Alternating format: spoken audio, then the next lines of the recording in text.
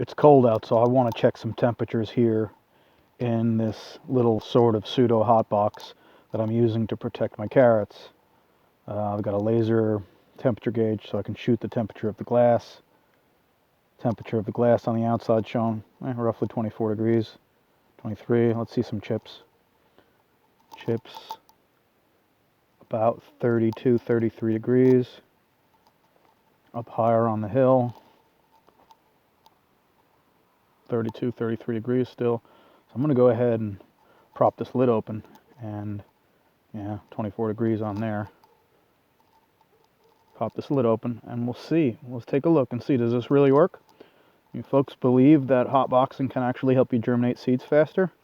I'm not using any electricity, no other heat sources. This is just decaying and breaking down wood chips in the ground and a galvanized steel sheet metal box with a screen on the bottom and an old window that a guy gave me. He gave me two. I thought I might be able to use them for something like this, so this is what we ended up with. Anyway, let's get a lift on that and then have a look.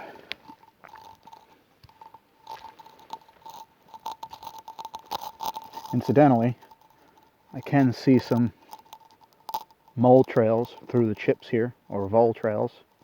Difficult to see in the dark, difficult to see with a phone, but that's one right there that I just compressed down.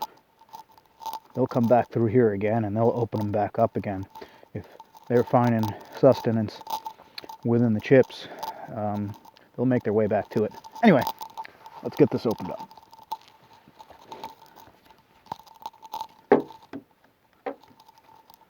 Propped up with a stick. Hopefully it stays, doesn't crash. What do we got? 62, 60.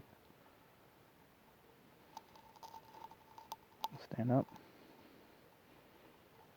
61 degrees. Down here. A little cooler over here. 58. But you can plainly see it's definitely effective to use the hot boxing of your seedlings this time of the year. It's so easy to open it up. Put a little water in there if necessary. Don't really have to do that because it rains plenty. And that's it.